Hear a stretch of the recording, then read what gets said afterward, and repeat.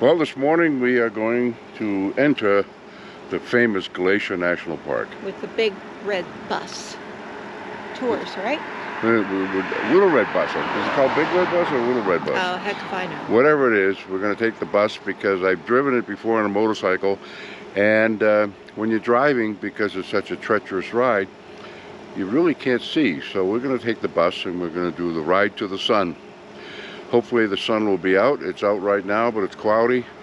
And we're experiencing smoke.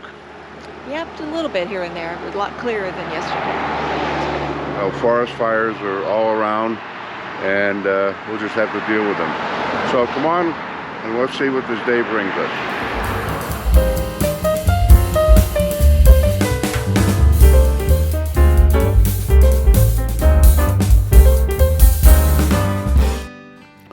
As you prepare for your visit to the Glacier National Park, there's a couple of things to remember. Because of the overcrowding issue, they now have timed entrance. So there's a first checkpoint where you'll have to show your pass, and you'll be able to get that online at National Park Service website. The second thing is you should get an America the Beautiful pass. If you're going to visit a park more than 2 or 3 days in a year, it's best to buy a pass. And if you're a senior citizen, you have the ability to pay a $80 fee and have a lifetime pass to all the national parks across the country. We began our day by a visit to the Visitor Center. In the Visitor Center, you can get maps and instructions and help from the National Park Service personnel over there, as well as various souvenirs.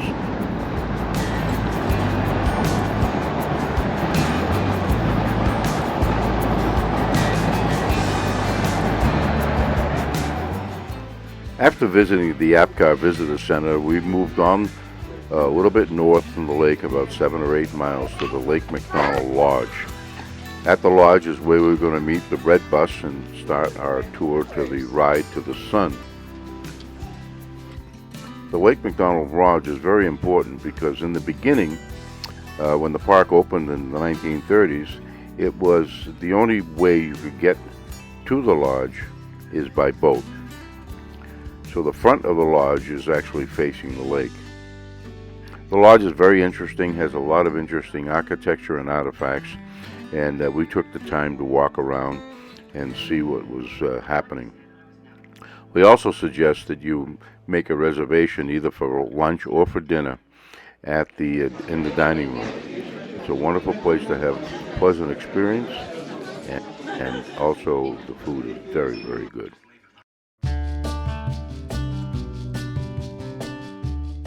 As we got close to departure time, we moved outside and got ready to load up on the red bus with our driver, Ron.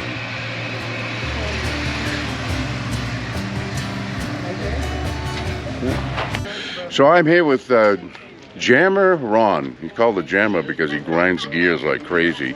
He's one of the red bus tour guides. And what are we going to see today, Ron? Today we're going to go from Lake McDonald Lodge here in the park, and we're going to go all the way up to Logan Pass. We're going to travel up about 3,500 feet in elevation between here and up there. You spend a little bit of time up at the Logan Pass enjoying the scenery. Driving the Going to the Sun Road, we're going to drive about 28 miles of the 50 miles that are here in the park. And then we'll head back down, letting you guys take in all the scenery. I'll tell you a little bit about the park, how it was created, and everything from geology to the history of the park that I can let you guys know. Well, wonderful, thank you. Yeah, looking forward to it. Thank you. We're full-time in the RV, so we're from here right now. All right, so good morning, everybody. Good morning. So rule number 1, it's a hard rule to remember. Please let me close the doors from here on out. It's mainly a thing when we're on the bus, not so much off the bus, but I don't want anybody to lose 500 feet in elevation as we drive. And it happens quickly because we just got this nice slow roll through the trees, and then all of a sudden we're going to start climbing up into the mountain. So we'll hit the top, we'll probably spend 20 minutes or so, and then come back down here, and you'll get to see some of the beautiful stuff we have here in the park. So as we're driving our way up here, we're going to pass a couple little waterfalls along the way. I will try and stop at one on the way down. Some pieces of glaciation as we drive today and explain to you how glaciers carved the park and how all of the park and its geology was created. Essentially, you have glaciers that are pushing their way through. We've had several ice ages here, some bigger, some smaller. But at some point, all of these mountains were much larger. They were all underneath ice. Land for ourselves. These mountains were all named by the Native American people. So we have the Blackfeet Indian over on the east side of the park. They have the Blackfeet Reservation. It's about twice the size of Glacier National Park. We're about 1 million acres. They have a 2 million acre. A little cold? Huh? Are you a little cold? No, they keep my hair from flying everywhere. Plus it adds warmth. But it's cool. Was actually head out originally. The first superintendent was Stephen Mather, and you may not know his name, but you may. So that is a hanging valley up there. A smaller glacier carved out that valley up there. It joined in with the bigger glaciers that were pushing through the valley. Great view of Heaven's Peak. If anybody wants to get a picture, I'm going to slowly roll through there. And for those of you on the other side of the bus, I'm going to slowly roll.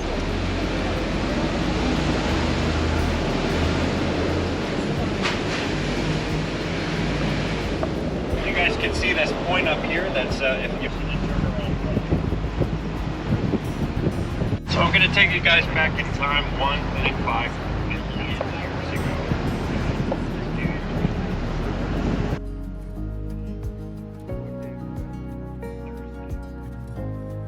You have the North American plate being squeezed out by the Pacific plate, the tectonic.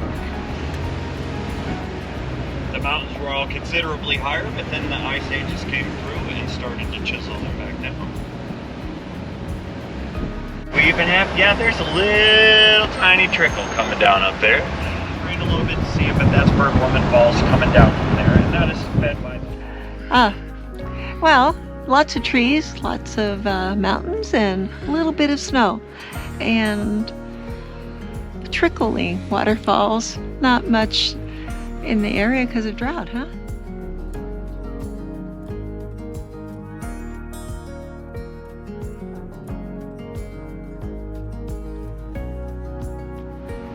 We'll slow down as we come around that corner over there.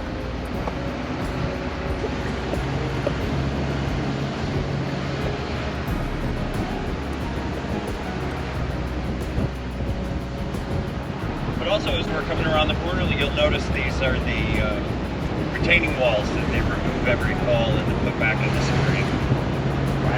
A lot of time and effort put into that. What's that? Why remove them? So they don't get, it's just to prevent them, because the reason they ended up putting these in is because the rock walls were being so damaged, were getting so damaged year after year. Allow hiking and biking up here. That we have in the park have all been in the same location for about 4,000 years. But now I'm like, mind-blowing is none of our glaciers are actually old. Alright, I'm going to throw it in the park, let you guys... Alright, so we're looking off in this direction over here. So you see that white patch there on the mountain? There's a little tiny one on the left and then a bigger one on the right? Yeah. So the little one is not a glacier, but the big one is. So that is Vulture Glacier there. If you guys have the time, or if you have plans to head over to the east side, there's just as many fascinating, beautiful, wonderful things on the east side as there are over here on the west side.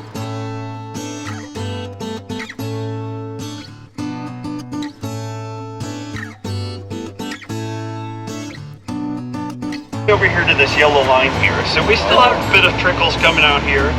A few tears falling out. But this is not from a spring or any snow that's up above. This is coming from the Grinnell. Come around the corner here, we have a view of Logan Pass. Reynolds, Mount Reynolds. You get up behind us. We got Mount Logan right over here to the right.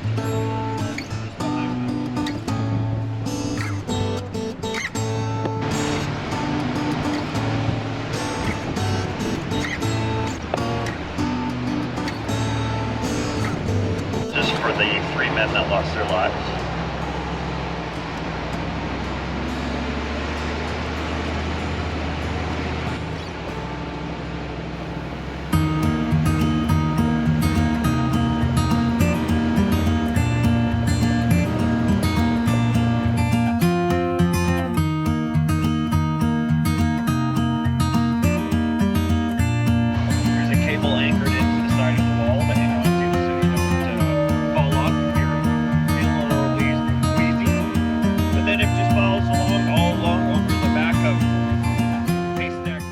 We are coming up to the Triple Divide Peak. It's one of those rare locations in the world. From the summit rainfall and the snowmelt flow in 3 different directions, to the Atlantic Ocean, to the Pacific Ocean, or to the Arctic Ocean via Hudson Bay, forming a 3-way continental divide. Hey Richard, are you ready for a climb? Yeah, I'm a coming. Haha. You better watch it. I'm going to make you do it tomorrow. Be a long ride all the way down. Well, we're at Logan Pass in Glacier National Park. And it is a little nippy up here. But this is the Continental Divide. We are at 6,668 feet, and it is awesome. Yep, pretty awesome.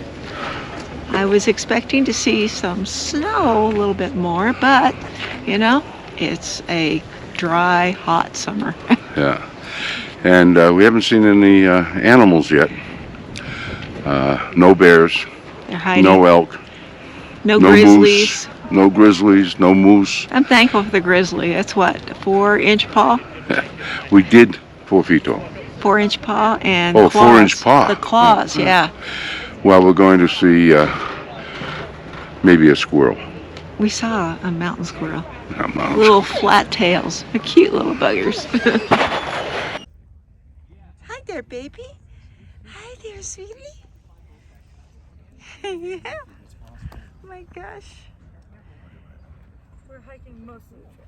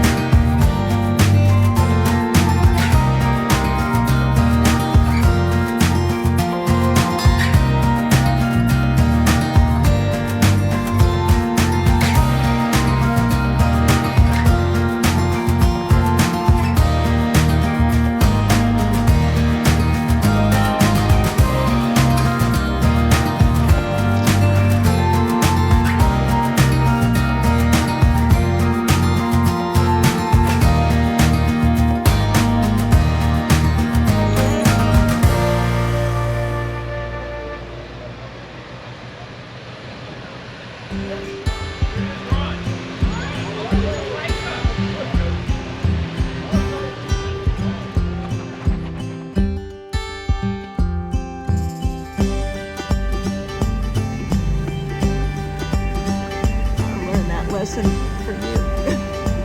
Marked out by smaller glaciers.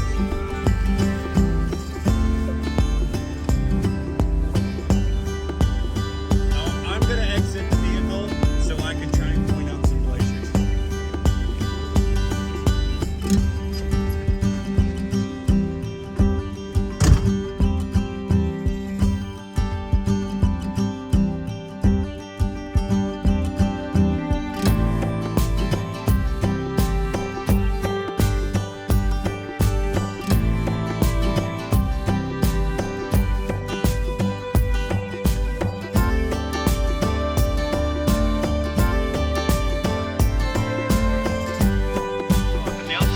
is where I was going to show you. So this big gap right here in the map, the Gem Glacier is sitting just to the left of that. Right here kind of looks like Starry Starry Night by Van Gogh. So what that is little, it's algae, and then sediment lands on the algae.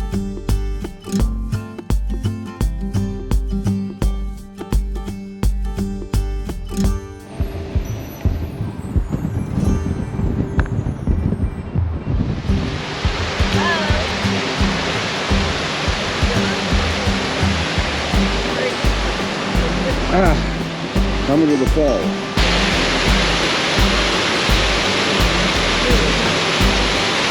Look all the way down to the right.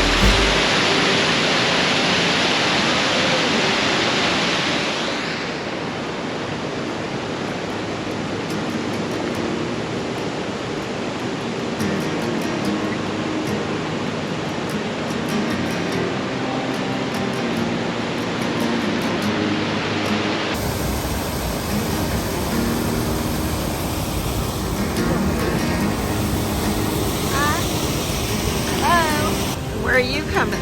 Looking to the falls? Coming to the fall.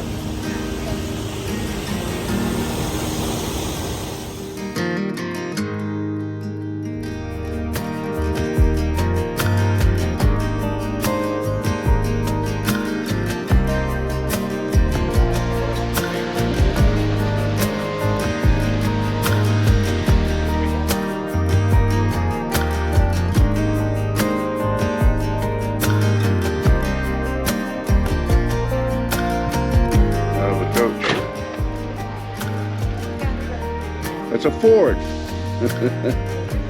It's great from 1930. 1936 to 1939. This is 1937 right here. Wow. Yeah. Well, that was Glacier National Park and the ride to the sun. Hey, thank you for watching, and please subscribe, hit that notification bell, and give us a thumbs up. Look for us in the next video.